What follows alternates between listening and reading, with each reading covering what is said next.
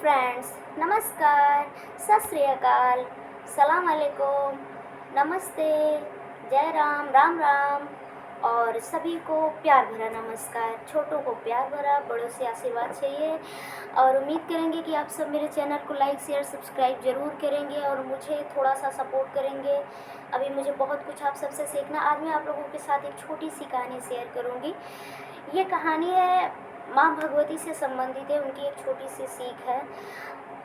जहाँ तक मेरी जानकारी है कि माँ भगवती ऐसी पहली महिला है, या मेरी जानकारी के अनुसार, हो सकता है, मैंने बहुत ज़्यादा ग्रंथों का मुझे ज्ञान नहीं है, तो पहले ऐसी महिला थी जिनकी एक परिवार में धार्मिक सती परिवार में शादी हुई थी, जहाँ परिवार था, सब कुछ था। तो उन्होंने उनसे एक बार किसी ने प्रश्न किया कि सीता माँ, आप घूंघट क्यों नहीं करती हैं? तो उन्होंने इसका एक जवाब दिया था कि घूंघट हमारे आँख का होना चाहिए, हमारी सोच का होना चाहिए, हमारे मन का होना चाहिए। कपड़े का घूंघट घूंघट नहीं होता है। मैं अपने राजा दशरथ जी के बारे में उन्होंने कहा कि मैंने पिताजी के सामने कभी घूंघट नहीं किया, लेकिन मैंने उनका चेहरा नहीं देखा। ये मेरा सम्मान है, मैंने उनके पाँव को हमेशा देखा है। तो इन सब से मुझे हमसे ये सबक लेना चाहिए कि समाज बदल रहा है। आप सब एक औरत को इंसान समझिए। आज 712 ईस्वी में जब मोहम्मद बिन कासिम ने भारत पर पहला मुस्लिम आक्रमण माना जाता है, उसके पहले शायद हमारे देश में घूंघट जैसी कोई प्रथा नहीं थी। जब विदेशियों ने आक्रमण किया, फिर अंग्रेज़ों ने आक्रमण किया, फिर फ्रांसीसियों ने आक्रमण किया, तो उनकी नज़र हमारे देश के महिलाओं के प्रति गंदी होने लगी, जिसकी वजह से हमारे देश के पढ़ाई का स्तर हमारे देश में बहुत कम था। हालांकि विद्वता की बात नहीं, हमारे देश में बहुत महान महान विद्वान पैदा हुए, लेकिन मध्यकालीन इतिहास में आके और महिलाओं के साक्षरता दर बहुत नीचे गिर गई थी। यहाँ तक कि उनका पढ़ना एक अपराध माना जाता था। वो पढ़ रही है, वो अपराध है। उनको ये कहा जाता था कि अगर तुम पढ़ाई लिखाई करोगी तो तुम्हारा विनाश हो जाएगा, तुम विधवा हो जाओगी। औरतों का अत्याचार की मैं क्या ही बात बताऊँ। मैंने एनसीईआरटी में पढ़ा है कि किस तरह से उनको सती किया जाता था। अगर 14-15 साल में शादी कर दी जाती थी, पढ़ाई होती नहीं थी, और उस समय महामारी बहुत चलती थी, बड़े बड़े बीमारियां होती थी और गांव के गांव सफ़ा हो जाते थे, औरतें बहुत विधवा होती थी। तो क्या किया जाता था कि उनको ज़बरदस्ती उनको चिता की लकड़ी से बांध दिया जाता था कि ये इसको छोड़ के भाग ना पाए और जल जाए। आप सोचिए, अगर हाथ में थोड़ी दूर अगर आपकी आँख छू जाती है तो कितना दर्द होता है। किसी को ज़बरदस्ती बांध दिया जाता था ताकि ये सती हो जाए।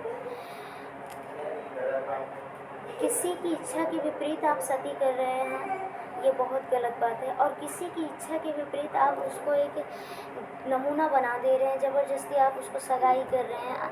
और फिर लड़की भी खुश है, लेकिन अगर अभी मैं मानती हूँ कि शहरों में अभी ये बात आम हो गई है।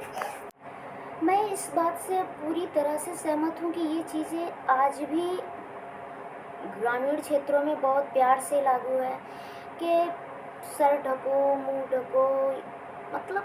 अच्छा, इतना सारा ढका ढकाई करके भी कौन क्या नहीं कर रहा है। कौन सा हमारा समाज बहुत पवित्र बना हुआ है। कहाँ रेप नहीं हो रहा है, कहाँ बलात्कार नहीं हो रहा है, कहाँ औरतों के साथ अच्छा सम्मान हो रहा है। सब कुछ घटनाएं वैसे ही घट रही हैं। जिनकी नीयत गंदी है उनको आप पर्दा करके उनका कुछ नहीं कर सकते।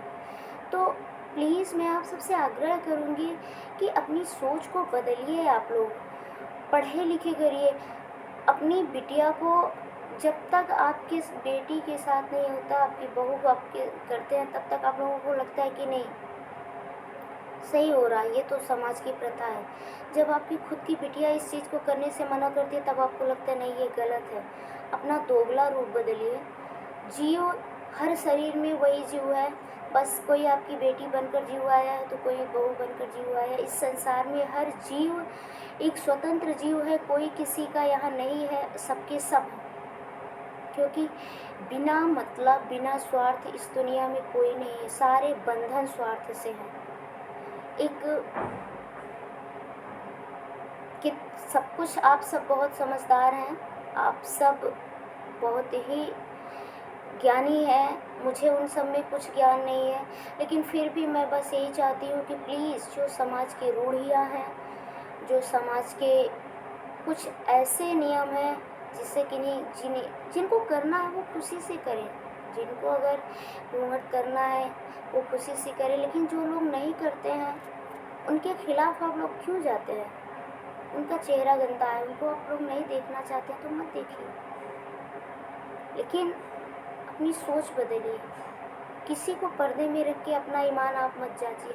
पंछी को पिंजरे में रख के आप सोच रहे हैं कि मैं बहुत पक्षी से प्यार करता हूँ, आज़ाद तो करके देखिए, क्या वो कभी आपके पास लौट के आता है? तो किसी को कैद में रख के आप लोगों को लगता है कि हमारी बहू बेटियाँ बहुत अच्छी हैं, बहुत ईमानदार हैं, उनमें वो संस्कार डालिए कि वो समाज में उठ ले, बैठ ले, बोल के चले आए, फिर भी वो पवित्र रहें। इतना कॉन्फिडेंस भरिए उनमें। तो माँ भगवती के इस बात से विचार लीजिए। वीडियो बहुत लंबा हो जाएगा, आप लोग सुनेंगे नहीं। मुझे पता है कि इन सब का मेरे इस वीडियो का विरोध ज़्यादा होगा, सपोर्ट बहुत कम होगा, लेकिन जो सच्चे होंगे वो सपोर्ट ज़रूर करेंगे। और कमेंट प्लीज़ करके आप लोग बताइए कि क्या ये कितना उचित है। आजकल जो औरतों की जानवर की तरह ये शादी में लड़कियां भी खुश रहती हैं, अपने आप को खूब सजा धजा के एकदम बलि का बकरा एकदम सज धज के बनती हैं। तो प्लीज़ अपनी सोच को बदलिए, आप सबसे यही आग्रह है। अगर ये मेरी किसी भी बात से आप लोगों को ठेस पहुँचे तो हाथ जोड़ के आप सबसे बहुत विनम्र निवेदन, माफ़ी है। और प्लीज़ चैनल को लाइक शेयर सब्सक्राइब करें। Thank you.